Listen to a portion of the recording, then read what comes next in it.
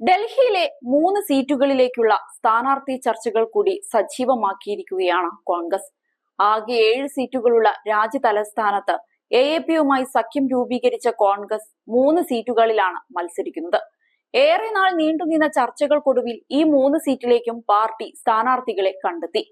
ഈ സാഹചര്യത്തിൽ ഉടൻ തന്നെ സ്ഥാനാർത്ഥി പ്രഖ്യാപനവും ഉണ്ടായേക്കാം. ഡൽഹി മദ്യനയ കേസിൽ കെജ്രിവാളിനെ അറസ്റ്റ് ചെയ്തത് AAP കോൺഗ്രസ് സഖ്യത്തിന് അനുകൂല ഘടകമായിട്ടാണ് കോൺഗ്രസ് കാണുന്നത്. ഇതോടെ നേരത്തെയുള്ളതിനേക്കാൾ വിജയസാധ്യത ഇപ്പോൾ സഖ്യത്തിനുണ്ട്. അതുകൊണ്ട് തന്നെ മികച്ച സ്ഥാനാർത്ഥികളെ രംഗത്തിറക്കിയാൽ 3 മണ്ഡലത്തിലും വിജയിച്ചു കയറാമെന്ന് പാർട്ടി കണക്കുകൂട്ടുന്നുമുണ്ട്. മുതിർന്ന നേതാക്കളടക്കം മത്സരത്തിന് താൽപര്യം കാണിക്കുകയും ചെയ്യുന്നുണ്ട്.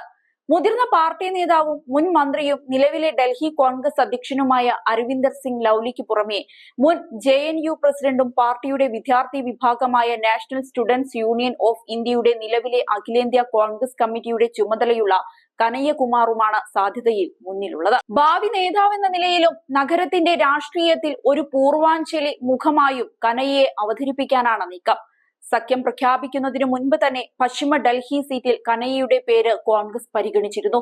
കെജ്രിവാൾ അറസ്റ്റിലായതിനു ശേഷം ജനവികാരവും പിന്തുണയും AAP കോൺഗ്രസ് കൂട്ടുകെട്ടിലേക്ക് മാറുന്നതായി സർവേകൾ കാണിക്കാൻ തുടങ്ങി.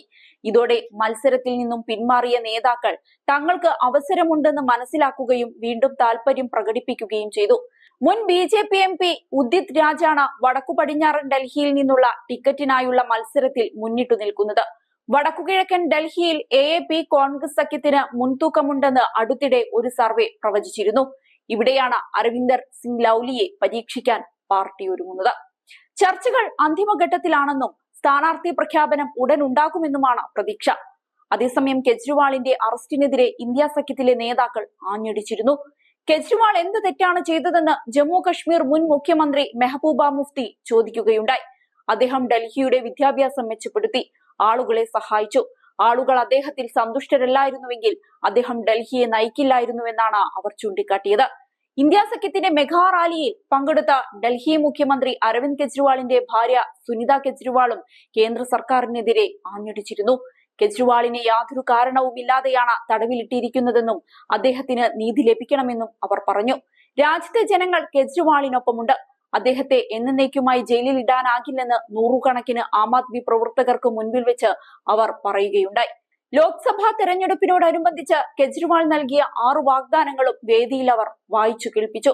രാജ്യത്തുടനീളം പവർ കട്ടുണ്ടാകില്ല. രാജ്യത്തുടനീളമുള്ള പാവപ്പെട്ടവർക്ക് വൈദ്യുതി സൗജന്യമായിരിക്കും. എല്ലാ ഗ്രാമങ്ങളിലും സമൂഹത്തിലെ എല്ലാ വിഭാഗങ്ങളിലെയും കുട്ടികൾക്ക് ഗുണനിലവാരമുള്ള വിദ്യാഭ്യാസം ലഭിക്കുന്ന ഒരു നല്ല സ്കൂൾ ഉണ്ടായിരിക്കും.